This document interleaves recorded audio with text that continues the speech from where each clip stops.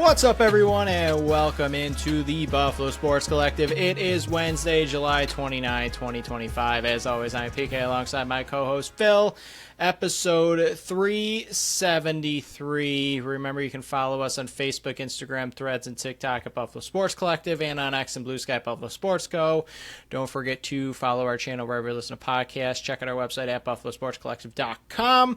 You can check out our store on the link tree, on all the social media sites that I just listed, or at the top of the website at just hitting the shop tab. It's that easy. It's literally just a button. Just click it. Takes you right to the store. You can represent us on the go and look for the time breakdowns in the description of the show. Jam-packed show. We had some breaking news happen just before we hit record across the NLL. The biggest how do you phrase this? The biggest known secret across the league that we've been saying for weeks now. We'll be talking about, that's not going to stop us from talking about more free agents, though, because we're not bound to the NLL schedule, we're bound to our own schedule. We got some Bills camp coverage after 1 week, but how we start off all the shows now through the off season, Phil. Week in review. What have you done in your last week? Yeah, last week my brother was in town from North Carolina, so it was a big family weekend. He grew up in Buffalo, but the niece and nephew, I don't know how often they've been here, but we went to the zoo. That was pretty nice. Saw some animals, obviously. We saw the giraffes outside the park, which was fun. The polar bear was having a good time. The sand cats, if you haven't seen them yet, are adorable. They're tiny little cats. Really wanted to take one home, and they would not let me. Then we went to the aquarium the next day. Saw some penguins, which is my favorite animal, so that was exciting. They were having a good time as well. Saw the seals doing their thing, their little show and whatnot, and I love jellyfish as well, so they're pretty cool. And then we had a pool party on Sunday when my other brother was back in town. We did a little family pool party at his house, so big family Friday, Saturday, Sunday. I don't know if I had ever been to the Niagara Falls Aquarium in my life. Very small, but not bad. Not bad. I mean, definitely go early because once it gets crowded, it is very small, so it was pretty tough. But we went as soon as it opened, and honestly, it was fine. Yeah, it's a little bit small, but I mean, it's nice to have an aquarium, I guess, and I love penguins, so seeing penguins was pretty great. But yeah, as long as you get in early, it's not bad. It's not bad. We also saw I think it's Great Lakes 360 kind of, I was like tank or whatever exhibit they have, a little bit like down the hill from the main aquarium, and it shows you all the things that are in the Great Lakes. And there's this horrifying eel-looking alien. The one end of it is just teeth, and it just like sucks like a vampire. It looks horrifying, and the fact that that's in the Great Lakes and where you might swim, I didn't like knowing that information. Could have done without that. It's really scary looking, but hopefully I never come across one because I don't want to see one ever. I guess my question is, how often are you in the Great Lakes? I hope never now, if that thing's swimming around. Very fair.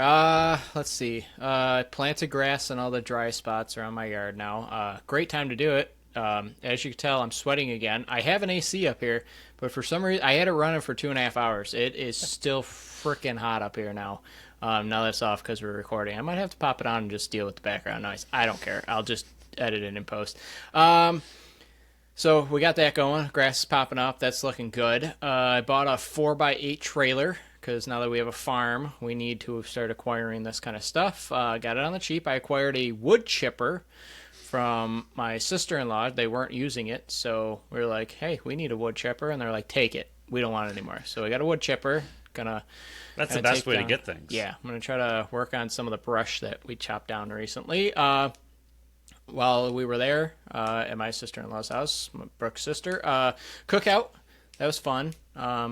Ate some good food. Hung out with some good people. That was fun. Had a little disc golf session Saturday morning, getting ready because haven't really mentioned this much, But we're leaving for Vermont on Thursday morning to go check out the number 4 and number 7 courses in the entire world. Play those on Friday and Saturday, and I know Jake Elliott's probably going to be pretty jealous of that. He's a big disc golfer, but excited for that. Not excited for the 7.5-hour trip it's going to take to get there, but we'll get there, have some fun, and then come back Sunday and get ready to record this one on Tuesday.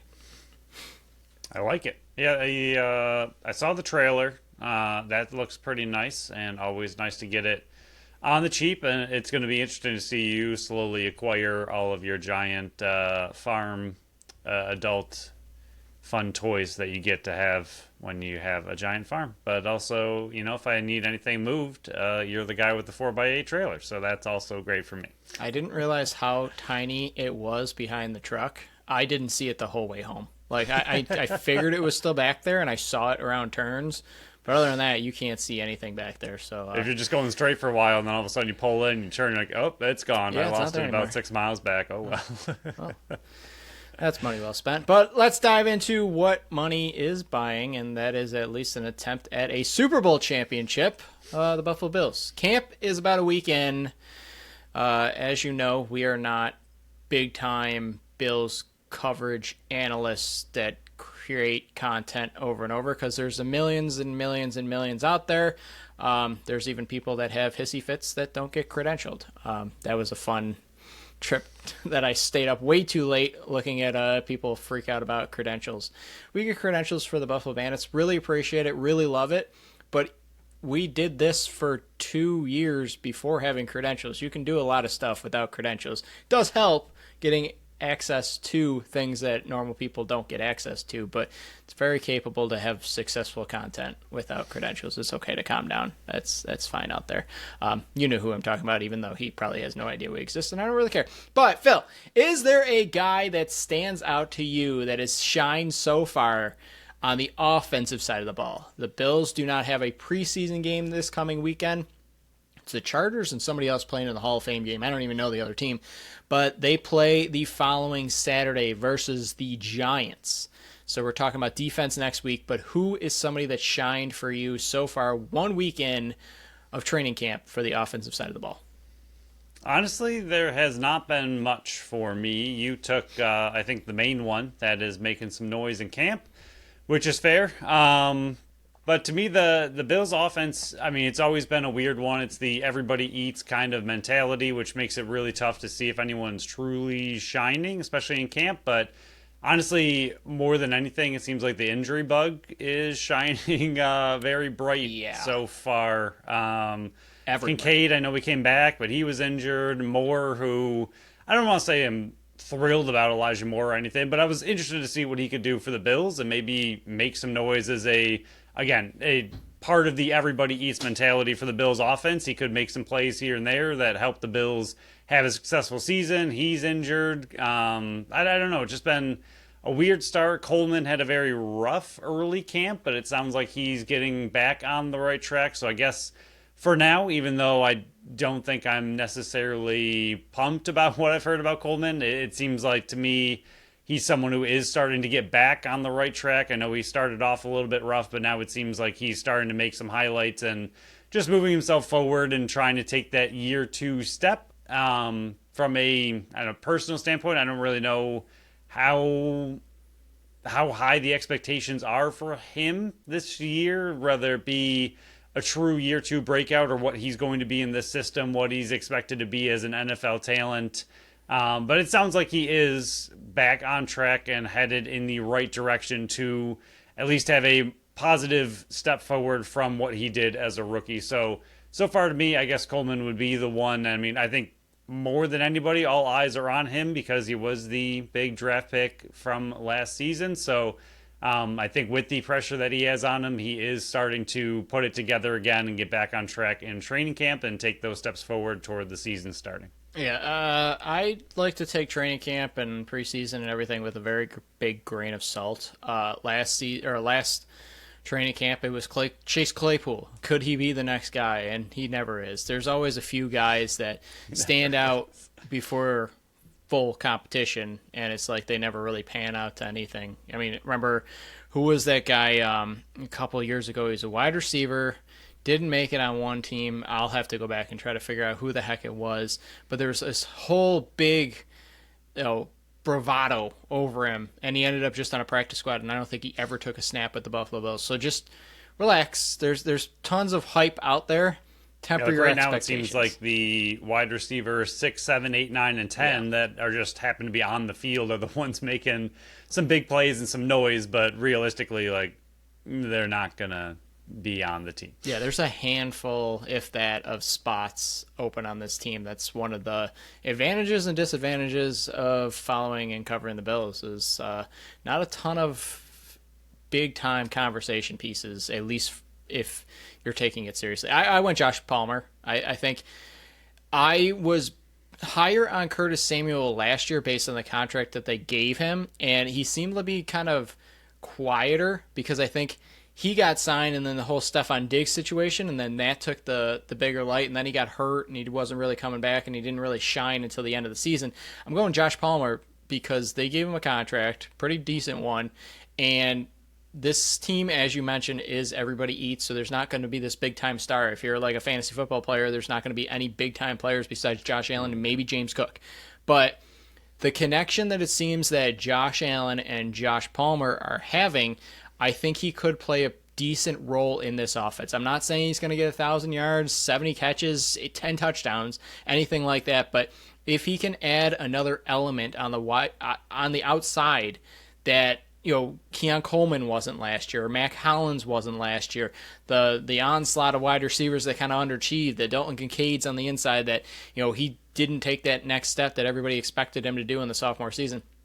I think Josh Palmer can play a very important role on this team, and if he gets 60 to 70 catches, close to 900 yards, and maybe 6 touchdowns, I think that's going to be a very successful offense. And you got other pieces on it. Khalil Shakir is a very important piece. Can Dalton Kincaid stay on the field and take that next step that we were expecting next year? James Cook, I mean, the Bills want to run the ball. We saw it last year. They want to be able to establish the run game. But I do think that Josh Palmer can be that extra element that Buffalo didn't have last year that I think they're hoping to get this year. So I am excited to see what that connection is. Again, not expecting him to be this alpha coming in, but he is still on the younger side, and I do like the extra snaps that they're taking after practice earlier on in training camp. That's one of the things that I will look for is, okay, they're taking extra routes and extra connections here when what he does on that doesn't really matter. It's getting the connection between the quarterback and the wide receiver is more important than what he is actually doing on the field. Yeah, it sounds like the big kind of negative still about Coleman and the difference between him and Palmer is that Coleman just doesn't seem to be much of a separator at this point in his career. He's also very inconsistent. Who? Coleman. Yes. But he's just not separating from his coverage at all from any of the CBs, no matter who it is.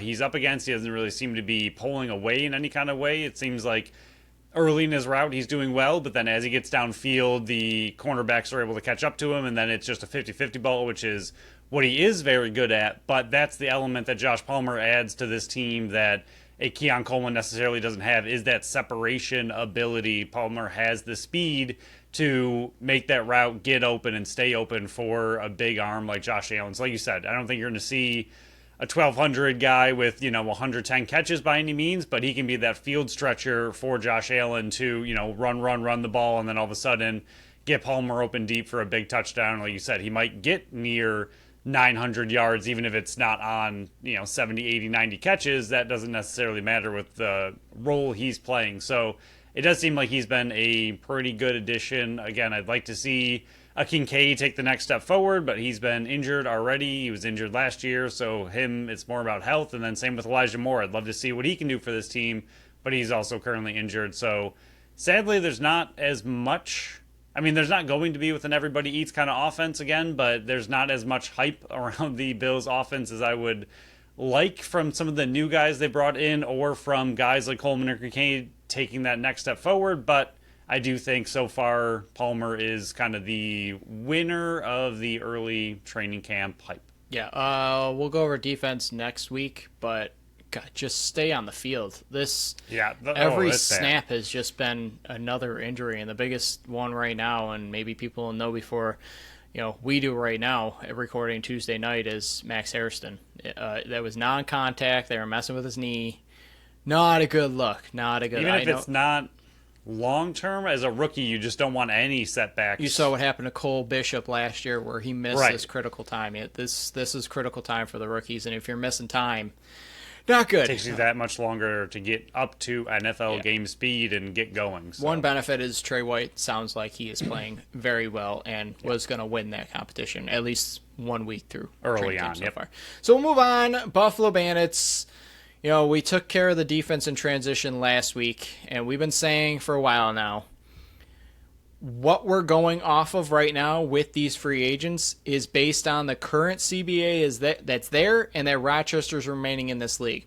Yes, once the new CBA is signed, that could flux some of these things. Some of the names are subject to change based on whatever the new CBA is going to be, whether Rochester is still in the league or not. That's going to change some things. So more players could be added. Some could be removed. Some statuses could be changed. Some RFAs could turn into UFAs. So everything's still in flux.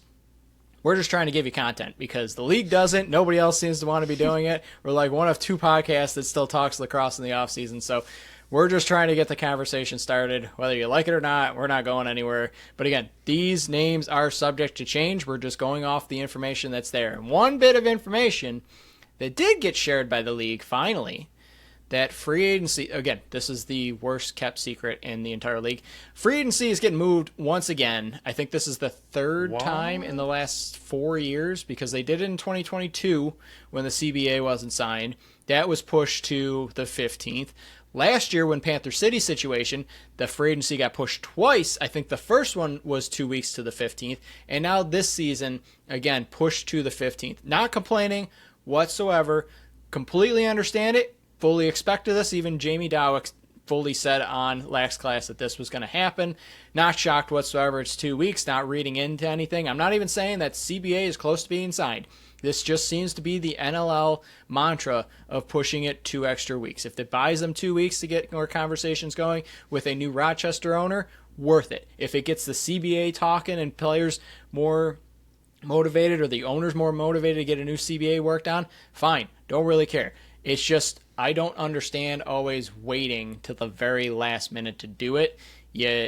Maybe this is a conversation that maybe they are close, and that's why it's only 2 weeks. It's possible that they do it, but based on their track record, it's just they waited till the very last minute to do it. And again, it's 29th, not last minute, but it's as close to last minute as you can. But again, that's not stopping us from talking about the current UFAs for the goalies and the forwards. Yes, again, broadcasting out there, these names could change based on the new CBA. But we're going off old CBA, and we're going off Rochester's still in the league. So, last week, once again, we went over defense and transition players. This week, we're going over forwards and goalies. We'll break down the forwards into lefties and righties, and we'll start with the goalies. We kind of went over it earlier in the offseason. There's not a ton of goalies out on the market. We'll go over 3. Christian Del Bianco, Warren Hill, Nick Rose. This stinks because we already know. We'll get that out of the way now. Everybody that's talking about CDB, it's making its waves more and more now. He's not leaving Vancouver. Like, we're flat out saying it right now. This isn't a hot take. This isn't a bold statement. Nothing like that. Christian Del Bianco is going to be playing in a Vancouver Warriors uniform until he retires.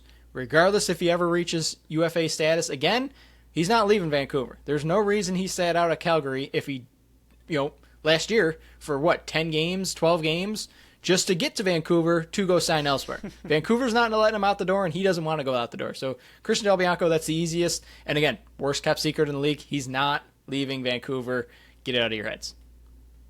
Do you think we could see, because, again, completely agree. I do think, especially when we get to the lefty forwards, we might switch how we do this, and I might talk first because I got very limited changes down there. We'll talk to that later. But to have some fun, Christian Del Bianco, do you think he gets possibly the biggest, longest contract in the NLL? Or do you think it's still classic NLL where even if it's a big one, it'll be like 3 years, 3 years, 3 years for the rest of his career? Unless something, again, the CBA could change all of that knowledge as well, and I'm sure that's what everybody is waiting for. Obviously, like you just said, free agency doesn't open yet, so we won't know that for a little bit anyway, but maybe the CBA will change that thought. But right now, with how things are constructed, I don't know what the longest, I want to say, I don't know. I thought we just had a really, really long deal recently in the NLL. It was either 5 or 7 years. Connor Fields signed a 5. Dane and Josh signed 5s. 5's been the longest. Dylan Ward, was he also 5? Dylan Ward was a 5. Origileri was a 5. I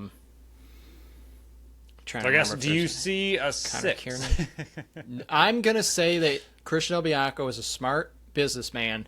He's going to sign for as much as he can, for as long as he can, under the new CBA. So if the new CBA is a 3-year deal, I can see him signing for the max of a 3-year deal. Whatever they can possibly offer him at the max, it's going to be what that is. And I'm shocked more players don't do this. I'm shocked that there are so many Halifax players that were already re-upped under the former CBA. Good job, Halifax. But I think this is why you're seeing such big-name players right now, is because the CBA expired. There's TV deals with ESPN and TSN and all that kind of stuff. Everything's in flux with the new CBA. I think his deal is going to be as long as the next CBA is, or he could just keep taking it year by year by year. Who knows? But I don't expect him to sign a 10-12 year deal with Vancouver unless it's a 10-12 year CBA, and I fully expect it's going to be probably a 4-year with a 1-year opt-out, or a 5-year with a 2-year opt-out, or something like that. So once again, Christian Del Bianco not leaving Vancouver. Enjoy your prized possession out there. Warren Hill, he is one that is interesting. He's kind of like Tyson Bell, where they're the couple UFAs that did not re-up with Halifax. Now, that's not saying he's not going back to Halifax. We both project him to go back to Halifax. The only way that he doesn't go back to Halifax is if he gets an offer to start elsewhere, or if Halifax wants him back to compete with Hutchison for that starting role right now, because Hutchison was they were bouncing back and forth the majority of last year, and Thunderbirds' issues mostly have been consistency in net. Do they want to run it back with Warren Hill? I think Warren Hill goes back to the Thunderbirds. Yeah, I'm not sure on rookies coming into the league for the draft, if there's any that could make some noise in the draft as far as pushing Warren Hill out to then go and battle with Hutchinson. I think that'd be the only way that you kind of lose him, because as we've talked about, as we've seen with the potential Matt Vince not knowing what's going on there, you and I have discussed a lot of who could the Bills, yikes, who could the Bandits bring in if Matt Vince were to leave, and there's really just nothing out there. And even as we're discussing these three, we all agree that there's, even with these three, nothing out there realistically. So the big thing trying to get at with Halifax is you don't want to let a Warren Hill walk. Like, even if he might not be at the level of Christian Del Bianco or Nick Rose, who we'll discuss in a second, he's still a very solid goalie in the NLL, and right now those are really hard to come by. So even if you have Hill and Hutchinson constantly battling it out throughout the season, you just kind of hope one eventually rises to the top between whoever it is. But I think someone of Warren Hill's caliber you don't want to let go, and he's been there so long that I think they're going to do everything they can to get him to stay. So that is why I have him coming back to the Thunderbirds as well. So the next name, and one of the last goaltenders on the market with name value, is Nick Rose. Played majority of his career in Toronto. Toronto was out of it. They moved him to a place that he could play some NLL playoff lacrosse, which was Calgary. But remember, he is the manager. I think he's the manager. I think that's the title of the track up in Toronto. So he's going back to Toronto Rock. I believe Last Class had both Nick Rose and Jamie Dowick on the show because of the situation, and he's still property, quote unquote. If you're not watching on YouTube, I'm putting parentheses because I never like having players be called property. But his rights are still with Calgary right now, so he cannot talk to Toronto, and Toronto cannot talk to him. But it's pretty much a foregone conclusion that he's going back to the Toronto. Together. Yeah, they work together. So they have a working relationship outside of the NLL. He's going back to Toronto. Like, again, the only way he's not going back to Toronto is if something happens at the track and they do not get along. There's a fight within friends, but he's going back to Toronto. He's randomly fired. Yeah, maybe. Yeah, he's going back to Toronto. It's barely a talking point. And that's kind of why we paired the goalies with the forwards here, is because there's not a ton to talk about with the goalies. And if you want further proof, here's some of the other names that, again, under the current, I'm going to preference this again, under the current CBA that we're talking about right now, not the new one because we don't know. The other names out there right now for UFAs are Kevin Orleman, Steve Orleman's brother. You got Colby Bowman, 23-year-old's only really gotten in one game with Colorado. You got Angus Goodleaf, 36 years old. Is he even going to come back for another season? He was backing up Brett Dobson last year. Will Johnston, Sam Haynes, Lane Hushka. I mean, Mike Poulin already said he's going to retire. It's very, very slim out there. And that's why we're saying, like, if Matt Vince does not return, you're either riding with Steve Orleman or you're likely going to make a move to bring in another veteran goaltender like a Nick Damoud, like unlikely Zach Higgins, like I was mentioning last year. But it's a barren market out there for one of the most important positions in the sport of lacrosse is a solid goaltender. And if Matt Vince retires, Buffalo's going to have a tough time. But that's, again, why we're saying the first week in free agency is going to be very telling what happens with Matt Vince. If they make 0 moves, it's likely a good indication Matt Vince comes back. If they make some moves, it might be worrisome. You might have to go into your hiding bunker. And again, we've talked about this a lot with the Bandits, and because we're a Bandit show, we'll bring it up real quick, but we really don't know what Orleman is for Buffalo. We've said it a lot. Like, some people out there are saying that he's not really a one, and I don't think you and I don't think we disagree per se, but we just don't know. I don't think anybody really knows what Orleman is at this point. He's been learning behind Vince. The brief action we saw him in, he was really good, but the Bandits have a really solid defense. They have a great coaching staff. Like, with that kind of support behind you, it's hard to tell what a goalie that you haven't seen in a year or two actually is at this point with development, with a Matt Vince in front of him, practicing with him, talking with him on the bench, all that kind of stuff.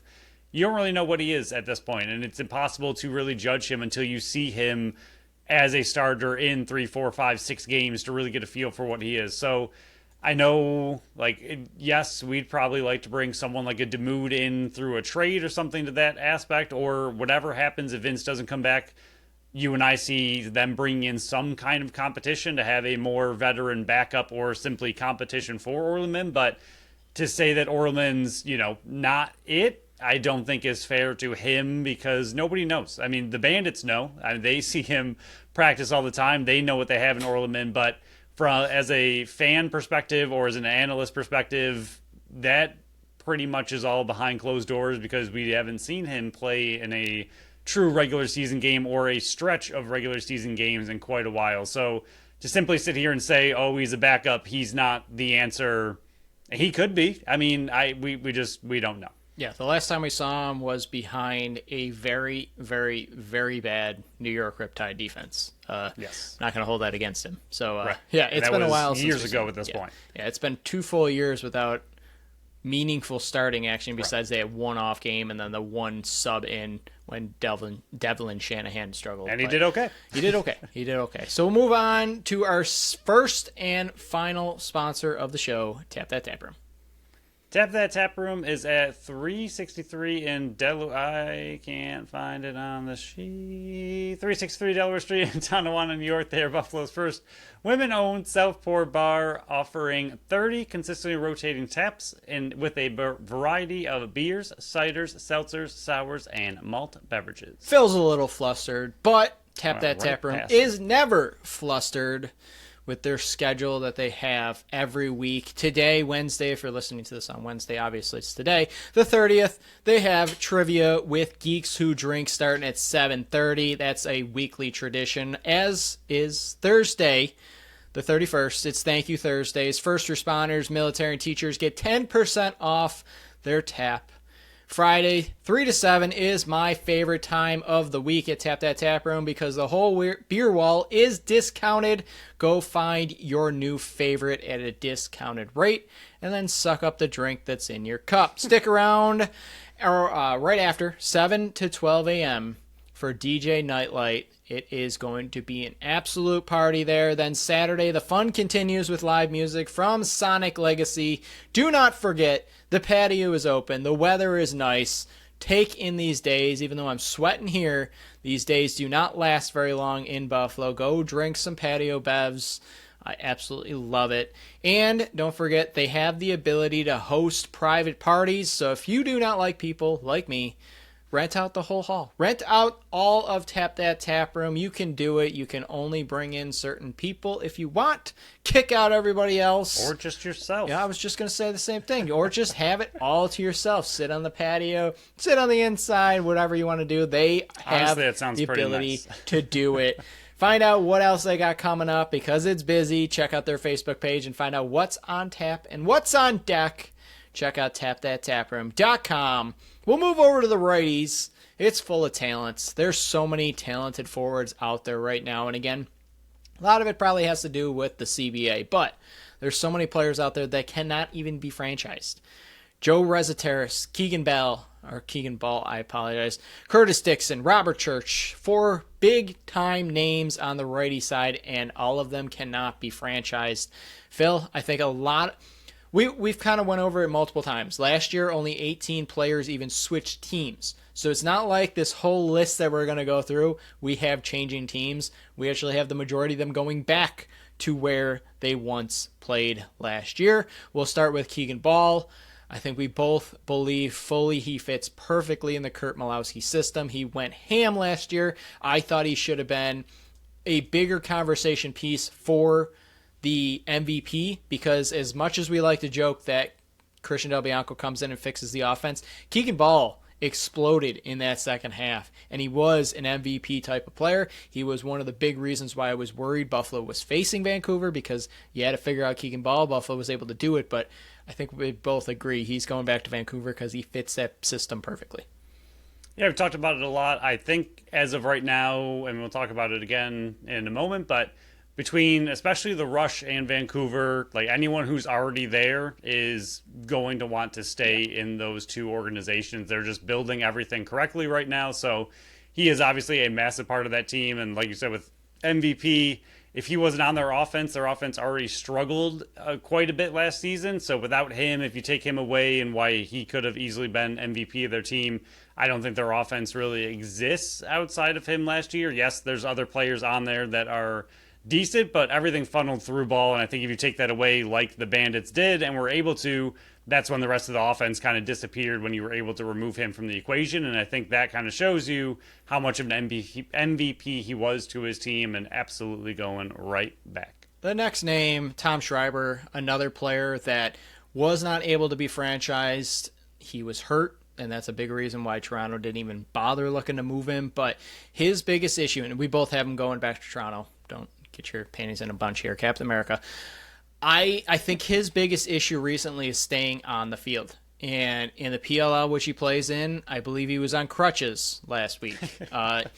It's just health for him. When he's on the field, he's magic. But it's been his inability to stay on the field. But we do have him both going back to Toronto. And fitting that right side now with Josh Dowick and Chris Boucher, that would be a three-headed monster that would be terrified of for Toronto if all three were able to stay healthy and on the field. Yeah, the last few seasons, I mean, going way back to 2020, you got 5 games, then 16, 18 looked pretty good, and then the last 2 seasons, 13 and 9. Right. So just a lot of injury concerns, like you said, already possibly injured again in the offseason. Not good. He is an incredibly, incredibly talented player. He reminds me a lot of Ryan Lee, where it's just an immense talent that you want to see for the NLL's sake. You want to see on the field. You want to see him succeeding, and they just struggled to stay healthy. You saw Ryan Lee finally stay healthy, have a monster bounce back, and that is what the Rock are hoping for with Tom Schreiber, to finally just get healthy, stay healthy. He's a player that probably should have sat the summer out. Next one is Curtis Knight, a name that if you've listened to our show for a while, I really wanted him a couple years ago. Again, we're assuming that Rochester's sticking around. We both have him going back to Toronto, back to Rochester. Where I think he fits perfectly now. He's not one of those ones that needs to put up monsters points with the Ryan Smiths, with the Connor Fields, with the Ryan Lanchberries now. I mean, even with Thomas McConvey, he's taking a back seat. He's one of these depth pieces now, and I think he fits that role perfectly now in his older age. So I can see him going back to Rochester and thriving in that more limited role with this team, kind of like what Nanticoke or Frazier or Kluch does for Buffalo, he does for Rochester. Yeah, I think he's just a good secondary piece. Exactly what you just mentioned with Kluch and those kind of names. Like, he's not going to be the top forward on their team, but he's a great depth forward for that offense. He finished the season with 18.9 shooting percentage, which is really solid. And that just goes to show you that when he gets those opportunities, he has the ability to bury them, but he doesn't necessarily need the ball. He doesn't need those opportunities, but we need that depth scoring. He's there to do it. And even though you and I like him, Knight on the Nighthawks just makes sense.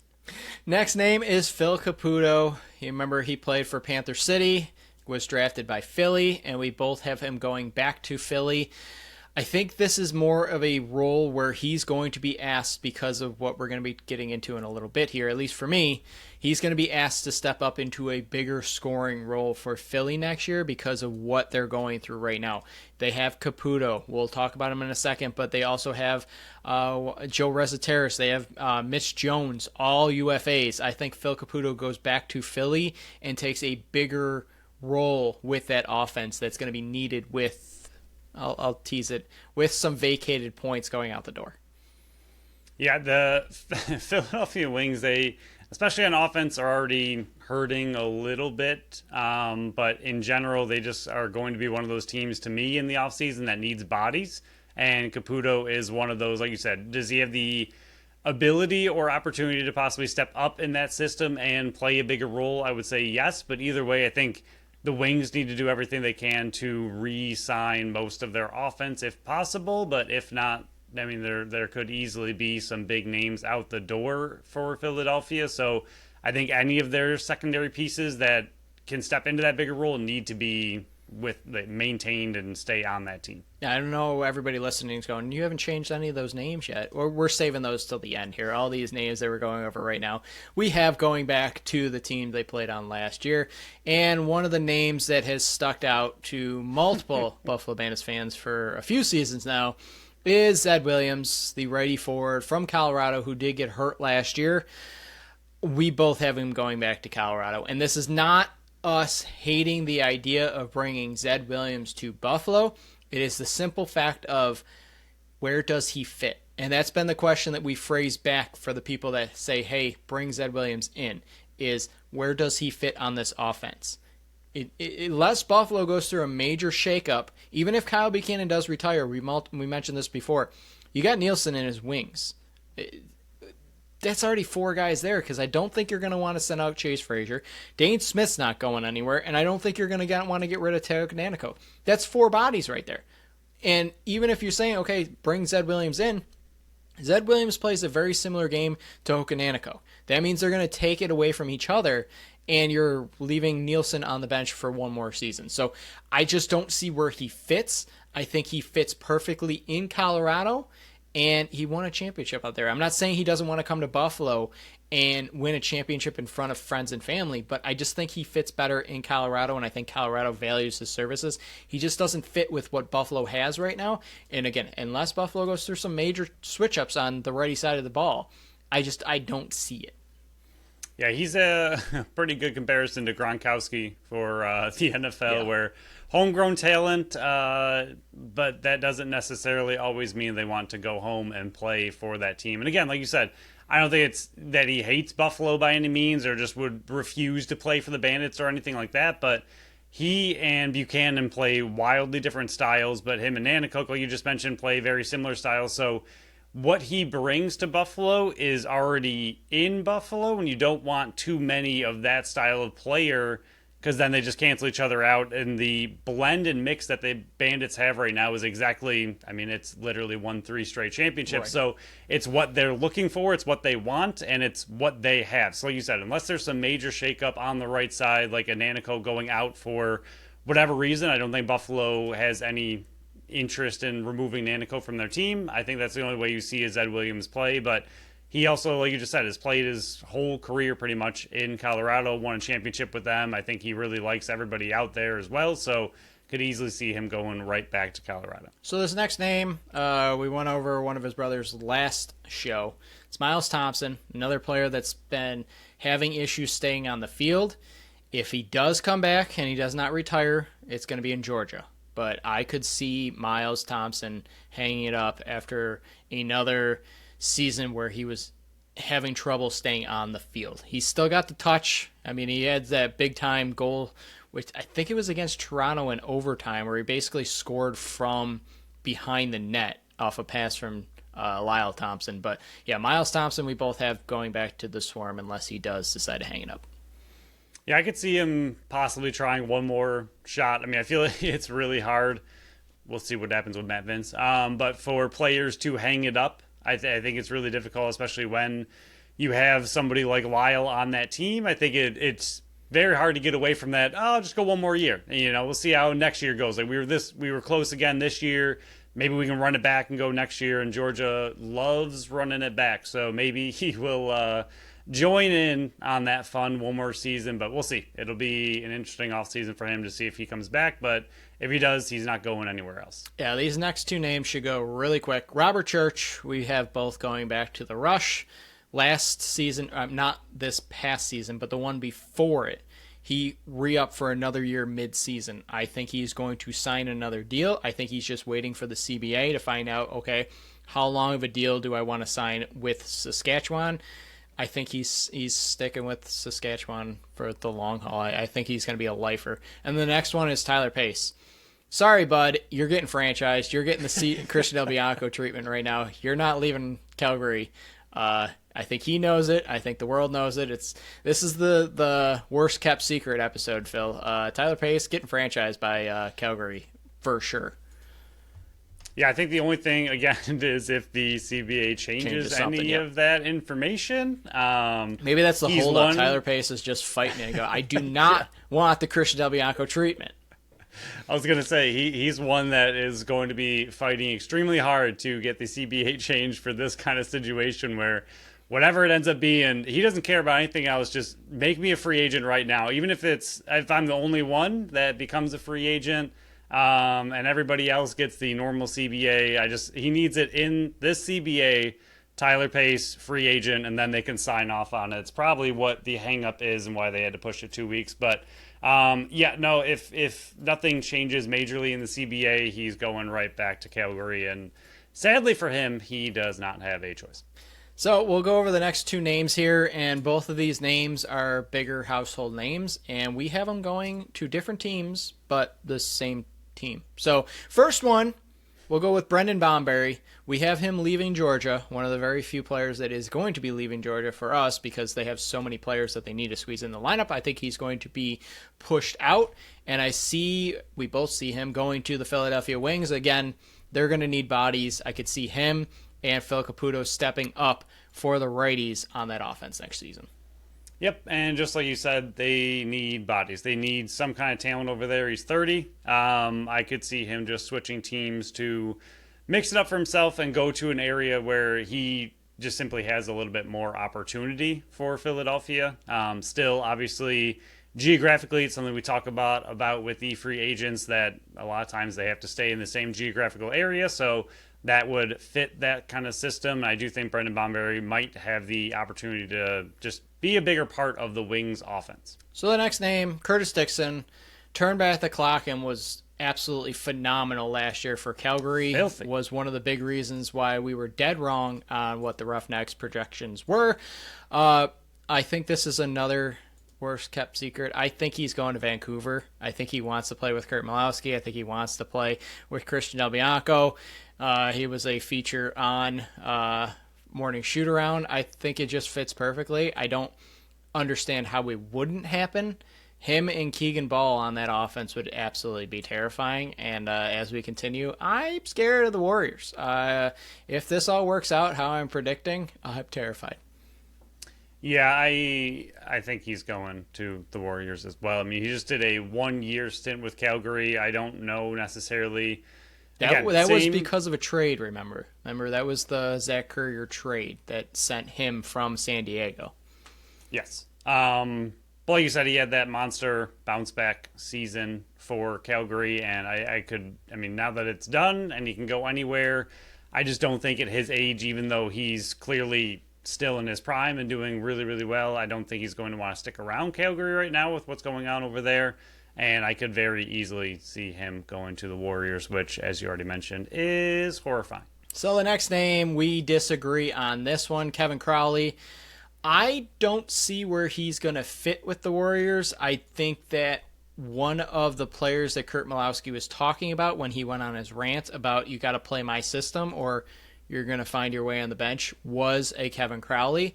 He was a former captain of the Philadelphia Wings, but I have it basically just a swap. I have Curtis Dixon going to Vancouver, and I have Kevin Crowley going to the Roughnecks. Why? Because the Roughnecks are also going to need players with the vast players leaving. I think he's going to have to partner up with Tyler Pace on that right-hand side of the offense.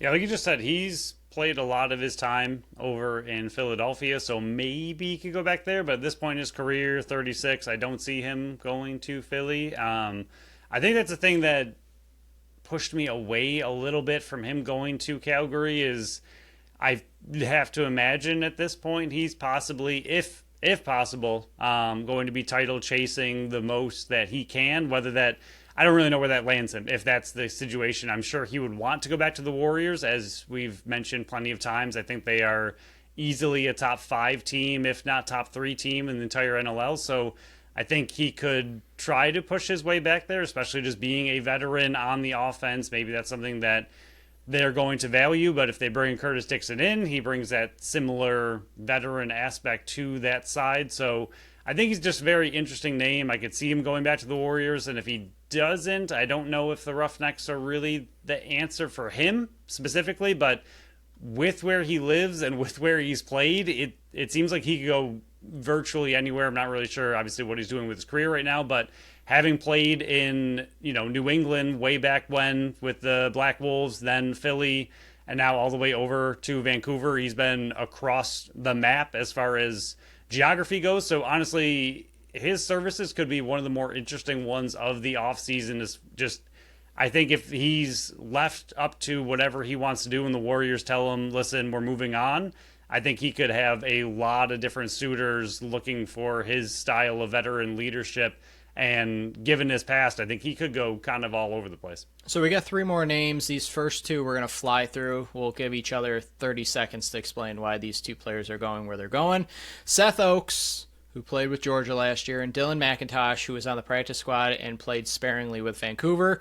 I got Oakes going back to the Swarm and playing a depth piece on the right-hand side there, and possibly even just being a practice squad player. And I got Dylan McIntosh, who played very well in his time with Vancouver. I think he earned himself a contract elsewhere. I don't think there's going to be space for him in Vancouver, so I'm going to have him sign with Las Vegas. What they're doing out there in the younger pieces, I think he will flourish on that offense. Yeah, I have Seth Oakes going to the Firewolves. It's weird to me. We've talked about this a few times in the past, but he's played 0 playoff games for Georgia. I think, to me, he might look for a fresh start and just get away from that team. He's been there for a little bit, and the fact that they've never had him in a playoff game is weird. Well, remember, he got, we were wondering what the heck happened, and something happened in that. He did end up getting injured. Yeah, I think he got injured in warm-ups, if I remember correctly. That might have been the story of it. I don't know what happened last year. Last year he was hurt the majority of it. Yeah. Well, either way, I think he's from New York, so I could see him looking for just a fresh start closer to home. And the Firewolves, to me, could use some veteran righty forward depth, similar to you, just a depth role player on that team, but they have a very, very young offense, so maybe they could use someone like a Seth Oakes on that team just to kind of build and fill out that offense a little bit. And then McIntosh, the exact same reason you have him going to the Desert Dogs, I have him going to the Roughnecks as just a player looking for a fresh start on a team that needs bodies, on a team that's going to need some talent, and he's someone that could, when given the opportunity, could make the most of it for the Roughnecks. So the last name here, you have him going to 3 different teams.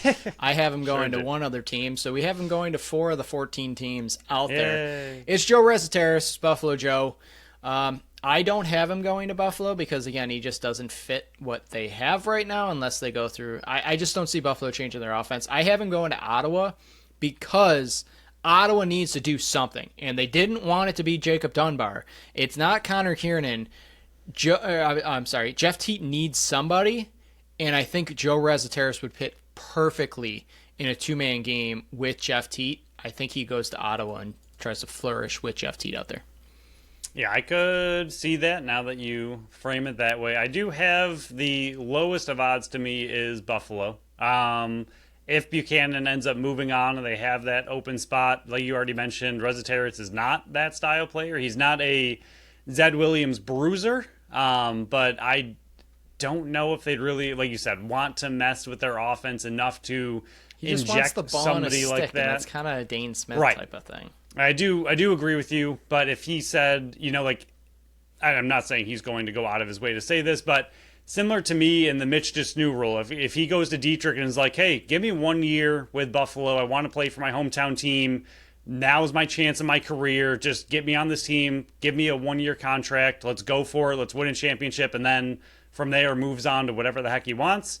To me, if you're Dietrich and a player is kind of coming to you with that, and again, this is, I think, pretty low odds that happens, but if there is something in him that's like, hey, this is the time in my career, I'm a free agent, I'd like to come and play home, I don't think you're going to turn away a Joe Resetarits if he's, looking to come back into that situation. But at the same time, I do completely agree with you that as great on paper as it necessarily looks, injecting an extra 100 points onto your team looks, it doesn't mean it's going to mesh perfectly well with what they have already built and what their system is currently in Buffalo. So we'll see. I think it's a low odds that he comes to Buffalo, but Albany, to me, he's already played there. Maybe similar situation. Again, a younger offense. I think they could use a righty forward. I think they're pretty lefty heavy. And in general, yes, we think of their offense as pretty good, but last year it took a pretty big step back. And they are missing they have gaps on their offense. And for how young of an offense it is, maybe he would want to go back and try to,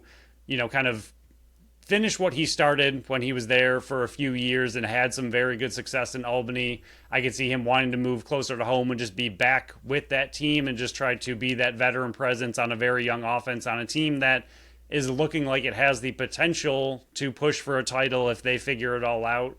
And then the wings going just right back to where he already is. That would just simply be them finding a way to be like, hey, here's some money, please don't leave us. I don't know if I'm him, I'm leaving the Wings, but I could see the Wings doing everything possible to keep him, and maybe he just wants to kind of stay status quo with what he's got going on and just kind of run it back. Yeah, the only thing with Albany, they got Peshko, they got Kurtz, and they got Simmons on the right-hand side. I just don't know if they're going to want to touch with that. But yeah, Wings, I could see him going back. But we're like 55 minutes in. We're going to crank out these lefty forwards here. It's not as deep as the righties, but it is very top-heavy. They got Mitch Jones, Jesse King, Ryan Keenan, Dane Doby. I'm going to let you take the lead on this one because you have every single lefty forward going back to their team. Hang on one second. Righty forward. 1 second. Sorry. Messing with stuff here. For those wondering, the other righty forwards out there, there's not a ton. There's Callum Crawford, Ben McDonald, Luke Robertson. We went over the ones that really mean something. So, Phil, I'm going to let you take the charge on these lefty forwards. Go in whatever order you want. I'm going to sit back and relax here. Yeah, we're going to go top to bottom. Like you said, we'll fly through it. Starting with Brian Keenan for the Saskatchewan Rush. Absolutely not going anywhere, like we've already said. I think the Rush and Vancouver are now destination places that they want to be, and any players that are there that have the ability to stay are going to, and Keenan is a massive forward for that team. He's not going anywhere. Ryan Benesh, PK also agrees on also all with of Ryan these. Keenan, he's going to get franchised because his dad wants to give him money. Also fair. Yeah, PK agrees with all of these. I will get to the point where he doesn't, but for now, Ryan Benesh, I think he already talked about retirement for the most part. He said that last year too. Yeah, that's fair. If he does come back, I think he's going nowhere but the Seals. I think he's just going to run it back in gorgeous San Diego. And I mean, it's like half retirement, half playing lacrosse out there. So if he does come back, I could see that, or I could see him hanging it up. I don't think he did enough in Buffalo to get his jersey retired, but I did love when he played in Buffalo. Dane Dobbie with the Warriors. I think that would be a big switch for him. I know we don't have it highlighted as a switch, but he'd be one that I think would be interesting on their team. I know there's been whispers about him possibly hanging it up too, even though he just had a great season. But yeah, I could see I don't think him and Curtis have ever played like not together. So if Curtis signs with Vancouver, it's probably in his contract he has to go there. I could see Dane Dobbie hanging it up though. Yeah, I and like you said, if he does come back, I would assume he'd want to go for that title with the Warriors. I could see them easily wanting to inject somebody like that into their offense, especially with Curtis Dixon. I could see like those are the two to me that make the most sense as free agents going to the Warriors because they're veterans, because they're free agents, and they would immediately inject a lot to that offense that is lacking and would immediately. They're not younger players that you're looking to build up and hope to build around for the future. Those are players that get you to a title immediately, and I could see that happening. Casey Jackson and the Desert Dogs, I think he is going to go right back. I think he fits that team very well. I think that they also need him and like him out there.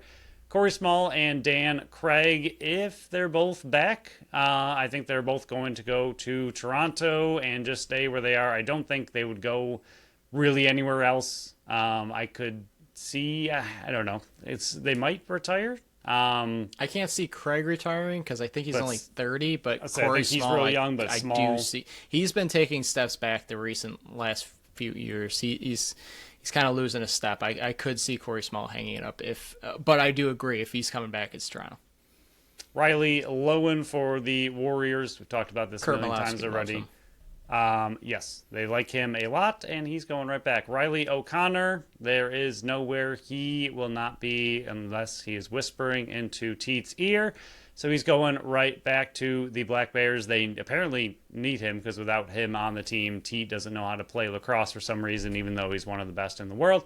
But yeah, he's going right back, and I think that team needs to find some offense. Turner Evans, depth player on the Nighthawks, but I think the Nighthawks really like him. I think he fits that team quite well. And these are the three we disagree with. The first one for me, I disagree with because PK has everybody jumping ship to the Warriors. And I got yelled at last week for having everybody go to Albany and Rochester. And PK has got the entire Warriors offense switching in free agency. And I didn't like it. I got Kevin Crowley not coming back. So that leaves a spot open, and that's being filled by Curtis Dixon. Thank you very much. And then you got Dobbie, and then this is the player we're talking about. Possibly Dobbie. Mitch Jones, I have staying with the Wings. To me, I mean, personally, I would absolutely hate if we went to the Warriors because that'd be horrifying, even more than all the other picks we've already made for them. But I think it's really difficult to get. I know he's only been with the Wings for 2 years, but I think it's tougher than we think to get kind of the face of a franchise to leave. I think even for Mitch Jones, it might not be as simple as, hey, this team is building something amazing. Let me just hop over there and be great. I think he is the face of the Wings, and I feel like, to me, it's just not as simple as we would think that kind of move would be for a Mitch Jones. Like on paper, for the Warriors and for Mitch Jones, I think it would make a ton of sense. Obviously, gets them an incredible talent to boost their offense kind of through the roof. But I think with what he's been to the Wings and what he currently is to the Wings, I think it's just more difficult to leave that situation than we think it is. Or I could be completely wrong and he'll just bounce real quick.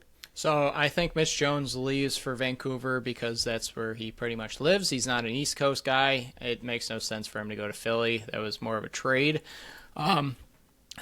Just for clarity on Vancouver, I have Dylan McIntosh and Kevin Crowley leaving. I have Keegan Ball, who's a righty. You got Ryan Sheridan, who's a righty. You got Marcus Claridge, who's a righty. But you're adding Curtis Dixon. So that there's space there. And then the lefties, Riley Lowen's going to go back from, in my opinion, Adam Charlambides, and then you also got Ryan Martell, but it seems like he does not fit the Kurt Malowski system. I could see him getting traded. That opens up a spot there. Peyton Cormier did not really work out in that system. So Mitch Jones would fit perfectly there. Imagine the super team that they would be building out there with Keegan Ball, with Curtis Dixon, with Mitch Jones. It would be absolutely filthy. Now, are all that going to happen? I doubt it, but I can see it working if they can fit it under the cap, depending on what the CBA is. But yeah, Mitch Jones going out West Coast makes sense. He was with Vancouver formerly. He was with Buffalo until he requested going out West Coast where he lives. That ended up being Vancouver. I can see him going right back to Vancouver. Just in my brain, it makes too much sense. Yeah, Jesse King to me is very similar to Mitch Jones, but even more entrenched with Calgary. He's been there his whole entire career. He's an incredible, incredible talent. And to me, I have him going back to the Roughnecks. I think, again, it's going to be very difficult to just jump ship there, especially because you've built relationships with, I mean, even if it's not necessarily management or the head coach, because those are all kind of new. It's the Tyler Paces of the world that are still on that team that, you know, I don't know if you necessarily want to abandon. But King's played his entire career so far for Calgary. I think it's going to be difficult to pry him away from that team. But again, this is one of the weirder things with the NLL is exactly what we're going through right now is these players don't come up to free agency for such a long time that, like, yeah, unless you get traded, you're going to play for one team your entire career because that is how the NLL works, and it's for a really long time before you're a free agent. So it's easy for me to say he's played his whole career for one team, but at the same time, unless you're traded, you're pretty much forced to play your whole career for one team until you get to this point. So maybe it is a situation where now that he's finally a free agent and has this ability to go elsewhere, maybe he will take advantage of that. And PK has him going to the Seals. Yeah, for that exact reason, he's played his entire career with Calgary because he has no other choice. And I think there's been whispers out there for a couple of years, and the whispers have gotten louder this offseason. I think Calgary is going to have a max exodus this free agency period. Poor Tyler Pace. I see him going to the Seals because what was the Seals' number one major issue? They didn't have lefty forwards. Ryan Benesh went out for 2 games. They literally had nobody but Zach Currier.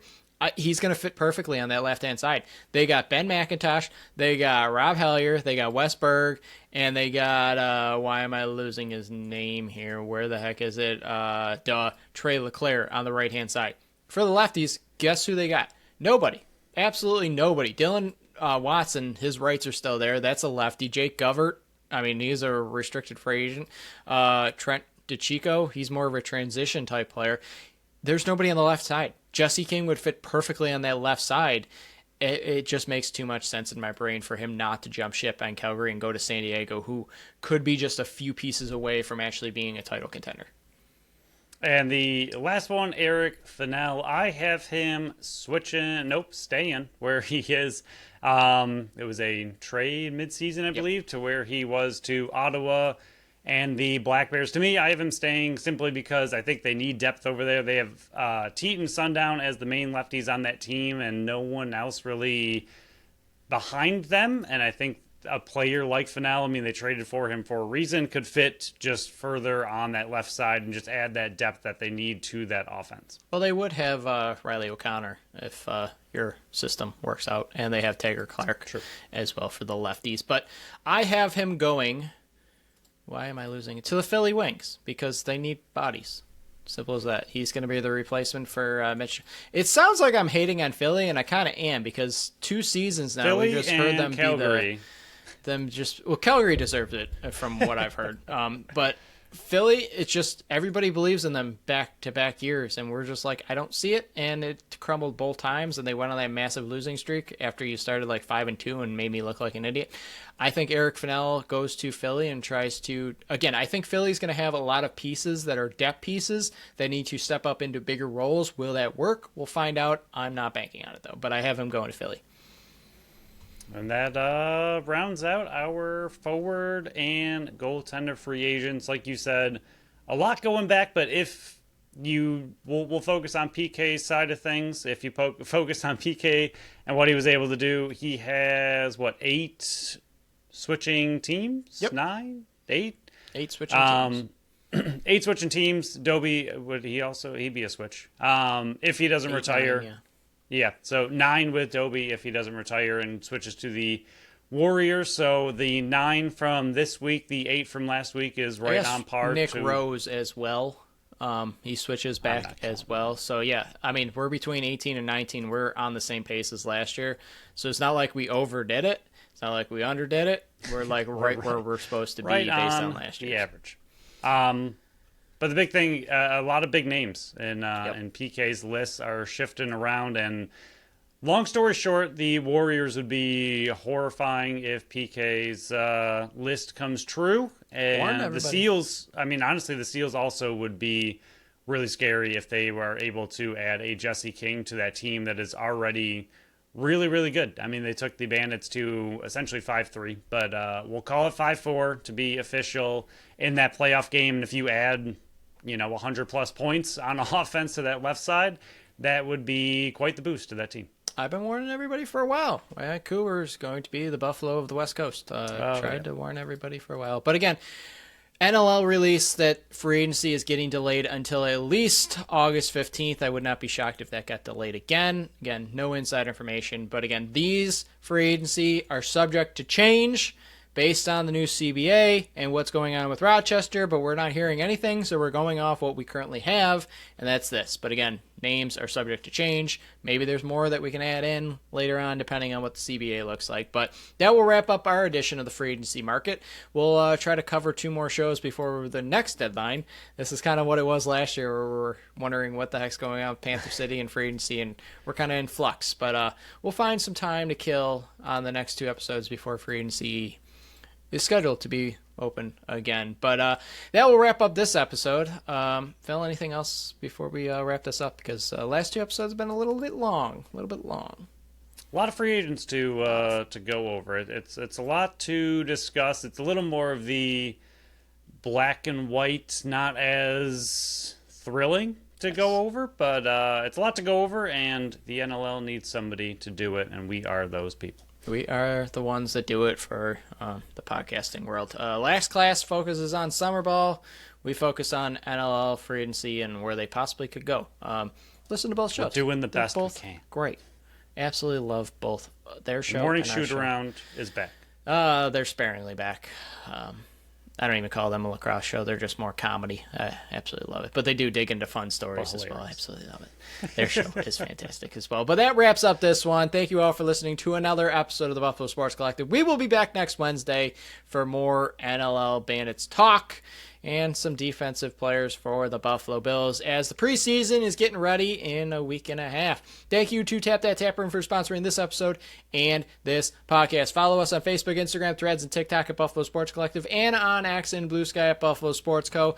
Visit our website at buffalosportscollective.com. Check out our store on our link tree on our socials or at the shop tab at the top of the website. Follow our channel wherever you listen to podcasts, and make sure you leave us that wonderful review on Apple and Spotify. Until next time, bye-bye.